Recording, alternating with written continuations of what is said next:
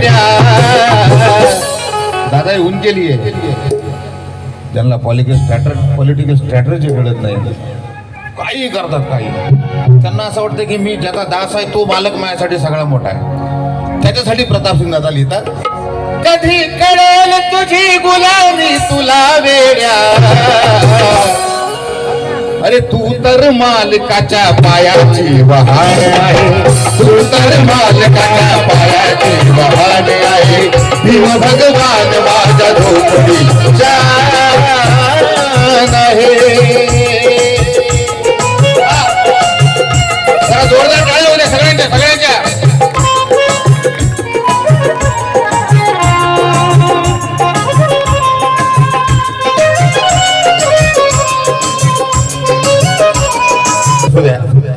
त्याला एका गोष्टीचा स्वाभिमान फार आहे की तो बाबासाहेबांच्या विचारांचा वाहक आहे. कुठेही असेल तुम्ही ज्या ज्या क्षेत्रात काम करता तिथं हा बाबासाहेबांचा थॉट जिवंत ठेवणं गरजेचं आहे. आमचे विलास भाऊ त्यातलं एक नाव आहे महत्वाचं. कधी घाटी जाऊन बघा, तुम्हाला काय अडचण आली तर सांगा तुम्ही. म्हणून प्रतापसिंग दादा म्हणतात,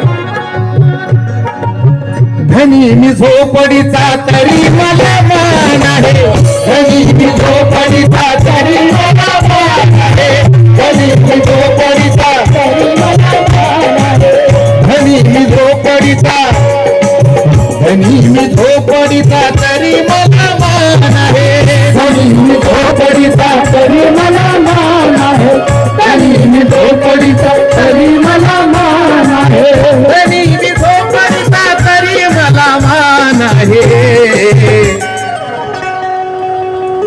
अरे तू तर फक्त गाड्या माळीचा दरबार आहे, तू तर फक्त गाड्या माळीचा दरबार आहे, तू तर फक्त गाड्या माळीचा दरबार आहे.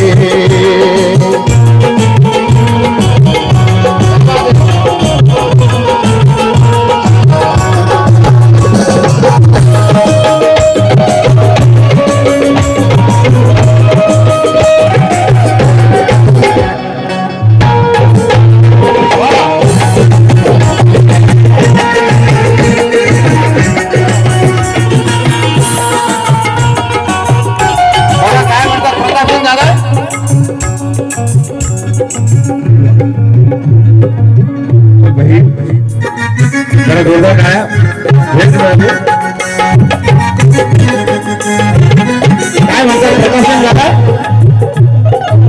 ज्याच्या डोक्यात बाबासाहेब त्याला कोणत्या गोष्टीचा फरक पडत नाही, त्यासोबत कोण आहे काय नाही. म्हणजे नामांतर चळवळीमध्ये जे उतरलेले माणसं सगळे असेच होते.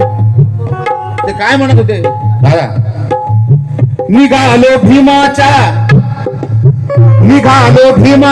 पथाने ध्येय साधाया, निघालो भीमाच्या पथाने ध्येय साधाया, निघालो भीमाच्या पथाने ध्येय साधाया, निघालो भीमाच्या पथाने ध्येय साधाया, निघालो भीमाच्या पथाने ध्येय साधाया, निघालो भीमाच्या पथाने ध्येय साधाया, निघालो भीमाच्या पथाने ध्येय साधाया. निघालोत की नाही आपण? निघालात की नाही? ध्येय कधी गाठायचं? आता 70-80 वर्ष जर नुसतं चालतच राहिलं तर ध्येय गाठणार कधी? कोण सांगितलं चालायला लागले? हा झोपू लागले. अरे एकदम बरोबर आहे. उद्या चुकीचं बटन दाबल्या तुमच्या टाळ्या काय खार घालू मी लोणचं घालू इथंच तर म्हणजे कवी गायक शाहीर काय आहे दादा, बाकीचे बरेच लोक आहेत समजा, ते एंटरटेनमेंटचा विषय झालाय. बूट कोट पुस्तक तलवार काट्यार संपला विषय. भीमगीताचं मटेरियल एवढंच आहे आजच्या. निघालो भीमाच्या पथाने ध्येय साधाया, निघालो भीमाच्या पथाने ध्येय साधाया, निघालो भीमाच्या पथाने ध्येय साधाया.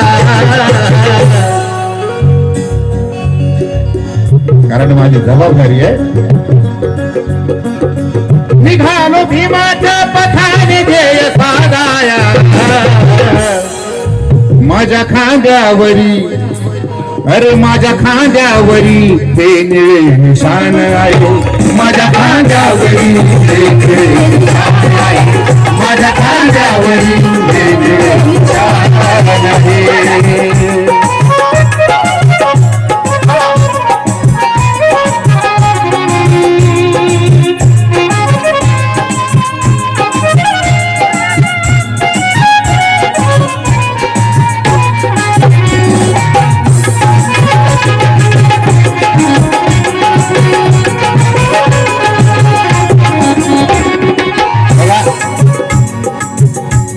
बीड जिल्ह्यातले देखील माणसं आहेत. दादा सांगत आहे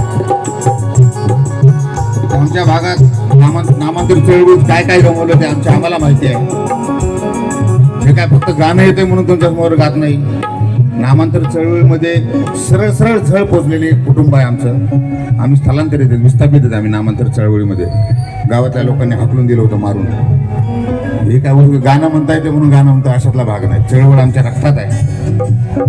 उसने प्रताप दादा काय म्हणतात, भीमाच्या शब्दावरी ठाम राहण्यासाठी, भीमाच्या शब्दावरी ठाम राहण्यासाठी, भीमाच्या शब्दावरी ठाम राहण्यासाठी, भीमाच्या शब्दावरी ठाम राहण्यासाठी, भीमाच्या शब्दावरी ठाम राहण्यासाठी, भीमाच्या शब्दावरी ठाम राहण्यासाठी, भीमाच्या शब्दावरी ठाम राहण्यासाठी. पण भीमाच्या शब्दावर ठाम राहता कधी, जर आपल्याला शब्द माहित असेल. बाबासाहेब माहिती असेल, बाबासाहेबांचे शब्द माहिती असतील तर तुम्ही ठाम राहणार. आमच्या इथून घोडं पेंट खायला सुरुवात करते. शासन करते जमात व्हायचंय. बाबासाहेबांनी एवढा मोठा संदेश दिला. महाराष्ट्रातील सुप्रसिद्ध गीतकार गायक सुनीलजी खरे दादा, जरा जोरदार टाळ्या वाजवा त्यांच्यासाठी. बाबासाहेबांचे शब्द डोक्यात नेमका येणार नाहीत कोणत्या वेळी.